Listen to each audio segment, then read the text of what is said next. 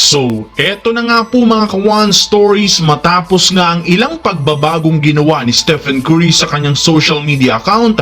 Marami nga po ngayon ang nagsasabing isa itong warning at babala sa front office na kung sakaling hindi muli sila makapasok sa playoffs, malamang sa malamang dito na papasok ang ideyang pag-alis niya sa Warriors. Pero gaya nga ng sinabi ng prangkisa, gagawin nila ang lahat para maiwasan ang ganitong sitwasyon. Sa katunayan, matapos nga silang mabigo kay Lauri Markkanen, kumalat nga po ngayon ang isang balita na next target nila ay si Kawhi Leonard. Pero paano nga ba? Well, tara't alamin natin yan ngayon at pag-usapan ng sinabi ni Anthony Edwards na siya nga daw ang papalit sa pwesto ni LeBron James bilang bagong mukha ng NBA. Pero bago yan, please don't forget to hit the notification bell at mag-subscribe sa aking channel.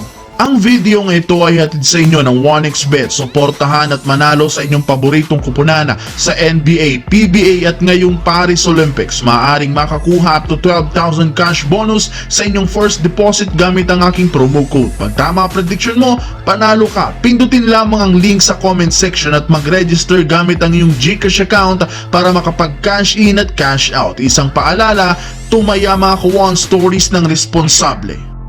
So basically mga Kawan Stories, dahil sa ginawa ngayon ni Stephen Curry, marami nga pong lumalabas na espekulasyon na aalis na nga daw ito sa Golden State Warriors. Matapos nga po niyang burahin ang katagang guard for Warriors, marami nga po ngayon ang nagsasabi na isa itong babala para kay Mike Dunleavy na hindi pa rin sapat ang kanilang off-season move para mapalitan at matapalan ang nawalang produksyon ni Klay Thompson. Kaya naman dahil hindi nila nakuha ang kanilang main target na si Lauri Markkanen, usap-usapan ngayon sa social media ang pangalan ni Kawhi Leonard bilang pamalit niya. Pero paano nga ba? Well, technically, Kawhi Leonard is mismong heart and soul ng Los Angeles Clippers. Pero dahil sa departure ni Paul George, there's a chance na ito rin naman ang sumunod na mag-request ng trade sa mga susunod na taon. At dito na nga papasok ang Golden State Warriors.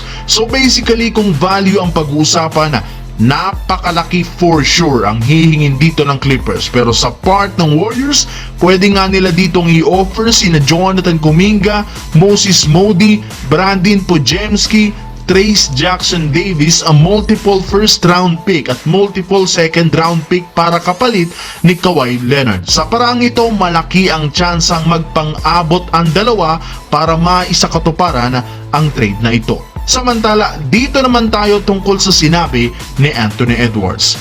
Trending nga po nitong mga nakarang araw mga Kawan Stories ang pangalan ni Edwards matapos niyang sabihin na siya ang papalit sa pwesto ni LeBron bilang bagong mukha ng NBA. Kilala rin naman natin itong si Edwards bilang isa sa mga gwardyang maangas sa labas at loob ng court, pero hindi pa rin naman natin may kakaila kung gaano ito kalakas bilang isang NBA player. Ayon nga dito, dahil nga nahulog sila last season sa conference finals this year, sisiguraduhin na nga po niya na sila ang papasok sa NBA Finals despite of loaded star player sa West ngayon. Marami rin naman nga pong lumakas sa West dahil sa off-season move na kanilang ginawa, kagaya ng OKC Thunder, Memphis Grizzlies, Dallas Mavericks at marami pang iba. Sa katunayan, 13 sa 15 team sa West matatawag nating contender, pero lahat ng ito baliwala kay Anthony Edwards. Ayon pa nga sa kanya, sa magiging game opener nga po nila kontra sa Lakers, papatunayan niya na siya